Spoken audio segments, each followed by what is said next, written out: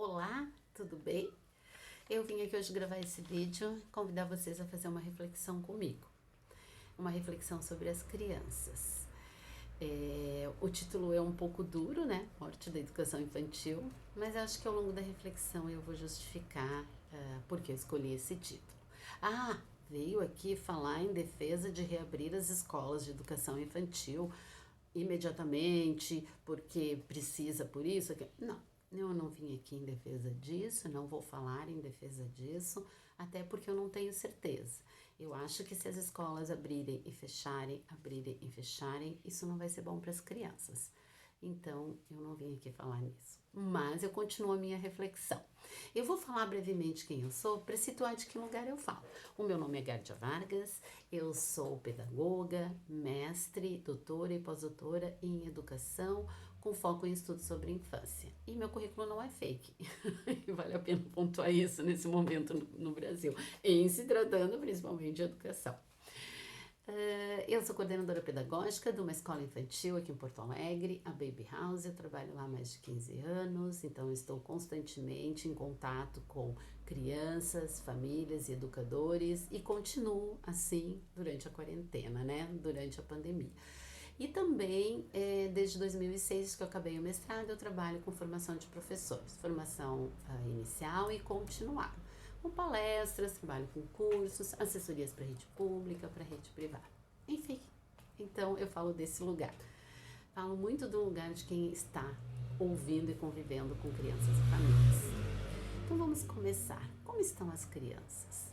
Quem está ouvindo as crianças? Como está a saúde delas para além da questão física? A saúde emocional. Estão elas alheias a tudo isso que está acontecendo? O que elas estão achando disso tudo? Né?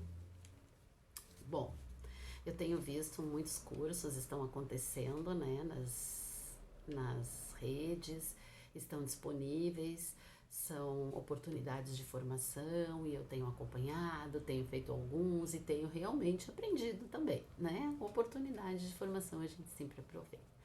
E eu vi há poucos dias algumas coisas serem divulgadas, né, e serem propagadas, que me causou um certo questionamento, que eu quero trazer aqui para vocês. E que dizia o seguinte, né, que diz o seguinte, que as crianças não estão só perdendo nesse momento, elas estão aprendendo, elas estão ganhando muito, né?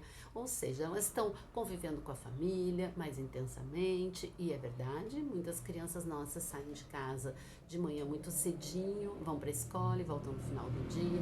Elas estão convivendo, participando da casa, aprendendo a cuidar do quarto, aprendendo a cozinhar, aprendendo a arrumar a cama, uma série de coisas que elas não tinham oportunidade antes. E aí eu pergunto, será? Será que isso é uma realidade da maioria das crianças? Será que todas essas têm, todas as crianças, a grande maioria das crianças no Brasil tem essa oportunidade? Eu acho que não. E acho que as crianças estão vivendo diferentes situações conforme os contextos onde elas estão inseridas. As famílias, nesse momento, muitas delas estão voltando a trabalhar fora, trabalhando mais intensamente em casa, enfim, Brasil afora, e existem também diferentes realidades. Também tem famílias que nunca pararam de trabalhar e simplesmente, de uma hora para outra, não tinham para onde levar as crianças, aonde deixar as crianças e tiveram que criar estruturas para as crianças, né? E aí tem famílias também que estão muito preocupadas com problemas emocionais, com problemas financeiros e também preocupadas com as crianças. Então, quais são os contextos que estão acolhendo as crianças? O que a gente tem observado é uma grande, conforme alguns contextos, né, um surgimento muito grande de cuida-se de crianças. E as crianças estão indo para esses cuida-se. E se a gente tem todo um questionamento em relação à qualidade da instituição de educação infantil e ao que é oferecido para as crianças, a que as instituições tenham uma prática pedagógica voltada à pedagogia da infância, preocupada em formar profissionais que sejam qualificados, a gente se questiona que lugar é esse, sem uma estrutura, sem profissionais qualificados, sem nenhuma supervisão de nenhum órgão público, sem uma alimentação adequada. E eu escutei outro dia, se ele se comporta, ele ganha uma bala. E assim, ele adora ganhar bala, né? E é muito bom, porque assim, ele aprende que ele tem que se comportar. Ele tem um reforço pela bala. Esse é um dos contextos em que a gente está encontrando as crianças. Vejam bem, toda essa minha fala se dá hoje, depois de mais de 100 dias que a gente está em confinamento. Então as coisas foram mudando. Se no começo era muito legal ter as crianças em casa, agora as famílias precisam de auxílio, porque não estão mais dando conta dessa situação. Outra forma de cuidado com as crianças que se ampliou muito foi a oferta e a procura pelas babás. Muitas das babás são educadoras que perderam o seu trabalho, como educadoras, como professoras, como assistentes, enfim.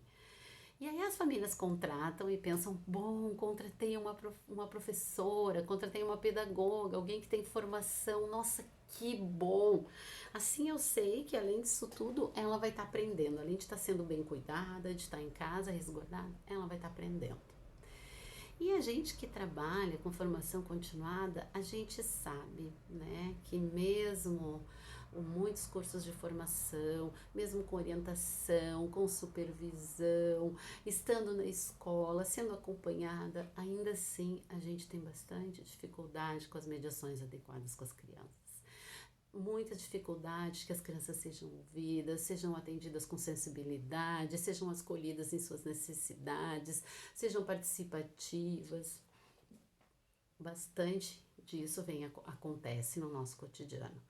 Então eu pergunto, que qualidade tem essa educadora sozinha em casa com a criança?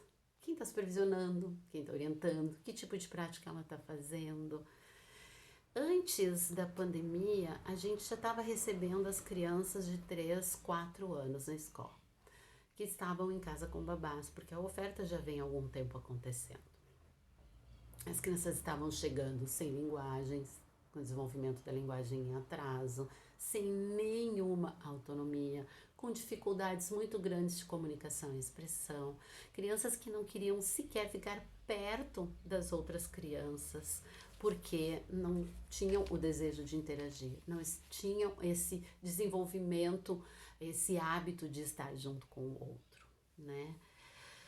E então a gente se pergunta, qual é a qualidade também desse atendimento? Porque, por um terceiro ponto que eu vou trazer aqui pra gente conversar, né? E as crianças em casa estão muito expostas à televisão, ao tablet, ao celular, e a gente sabe que isso acontece, mesmo quando tem um educador como cuidador. Por quê? Porque se para esse cuidador isso faz sentido, isso não é problema, e muitas práticas em muitas escolas acontece assim, então por que não ofertar na casa, né? A terceira questão que eu trago é criança sem criança. E a gente sabe que muitas crianças são filhos únicos. Feliz de quem tem irmão, mas nem nesse momento, mas nem todos têm irmãos, né? E ontem eu escutei uma mãe, ela falou para mim, se as escolas tiverem dificuldades de deixar as crianças brincarem, interagirem, estarem umas com as outras, com quem ele vai aprender e como ele vai aprender a dividir o sanduíche? Se em casa é tudo só para ele. É uma boa pergunta, né? É um bom questionamento pra gente pensar, né? Outra questão que é bem importante da gente pensar é como que as crianças têm garantido condições de um aprendizado que se preocupe com as necessidades delas e que permitam que elas criem, elaborem, investiguem nesse momento, nesse contexto, né? Tanto do cuida-se como da babá. Bom, se a gente for pensar você está falando num contexto de escola privada. Sim, isso que eu estou falando é num contexto de escola privada. Mas se a gente for pensar num contexto de escola pública, as crianças mais ainda estão indo para cuida-se e cuida-se cada vez com menos qualidade, e as crianças também estão expostas a muita violência, solidão, criança em casa sozinha, sendo cuidada por outra criança um pouquinho maior. Essa é a realidade que a gente tem encontrado dias inteiros, né? Porque as famílias têm que sair de casa, os pais têm que sair para garantir o sustento da família.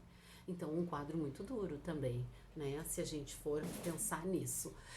E essa solidão das crianças, de estarem crianças sem crianças, me chamou a atenção quando o menino falou outro dia no drive-thru da escola, da janela de um carro para o outro, e falou: Oi, amigo, poxa, que pena que a gente não pode brincar, não pode jogar futebol, que tem esse coronavírus, né? E por causa disso a gente tá tão sozinho.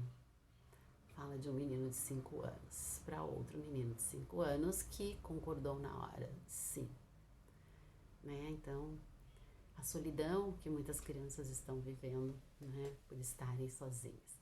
Ah, mas por que tu tá falando tudo isso, Gardia? Se daqui a pouco vai passar essa pandemia, e também a frase vai passar, vai ficar tudo bem, vai passar, vai ficar tudo bem, é bem forte. E algumas crianças diziam pra mim no drive-thru, vai passar, né, Gardia?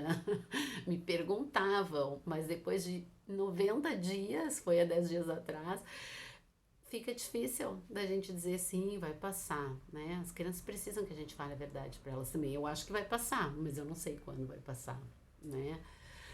E o que a gente... Por que tá falando tudo isso, né, Gard? Então, por que isso é tão importante agora, né? Porque pelo movimento que está acontecendo. Que a gente escuta das famílias e que a gente tá vendo que vai acontecer. Ah, agora já tá com a babá, tá tudo organizado, tá tudo ótimo. Eu chego em casa, tá tudo pronto, a babá já fez tudo, já cuidou dele, já deu banho, já preparou tudo. Então eu vou continuar com a babá por mais um bom tempo, né? E aí a gente vai receber as crianças lá com 3, 4 anos, sem uma série de coisas adquiridas que a escola contribui muito. Ou então os pais dizerem, bom, agora que eu já fiz a adaptação, não cuida-se. E que tá lá, lá vai ficar. Também é do lado da minha casa, é mais barato, já vem de banho tomado, já vem prontinho. Prontinho, a gente escuta isso. E eu não preciso fazer nada, então para mim é bem mais fácil. Se eu não puder buscar no horário, ela fica mais um pouco, eu ligo e peço para ficar e ficam. Então é bem mais simples, é bem mais confortável e ela que vai ficar. E aí, por que do título, né, do vídeo? Eu me preocupo muito, principalmente com 0 a 3 anos. Nesse momento a gente está prestes a ter perdas muito grandes de uma luta que a gente vem empreitando no nosso país há muito tempo, por uma infância digna, pelo direito das crianças, para que a educação infantil seja um direito delas, direito de ir, de aprender, de estar com outras crianças. A gente está assistindo isso acontecer. O que eu sei, assim, que solução tem? Não, eu não sei que solução tem. Se a escola não vai abrir amanhã, e se as coisas, e se abrir não se sabe se vai dar certo, eu não sei que solução tem. Eu me questiono, sinceramente. Acho que um dos problemas é a falta de valorização da educação no nosso país, né? Isso leva a com que o poder público não esteja se importando muito com o que está acontecendo com as crianças. E vejo também uma preocupação muito grande do 0 a 3 na rede pública, porque muitas escolas que não poderão mais acolher as crianças de 4 a 6 anos, essas crianças terão de ser acolhidas pela rede pública. E as vagas de 0 a 3 deixarão de existir. Então também será bem preocupante isso para as famílias que precisam, para as crianças que precisam de locais adequados para acolhê-las. Enfim, essa é a reflexão, né? Eu não tenho uma resposta pronta. Espero que vocês queiram conversar. Podem me trazer questionamentos. Vamos pensar juntos. Um abraço e muito obrigada.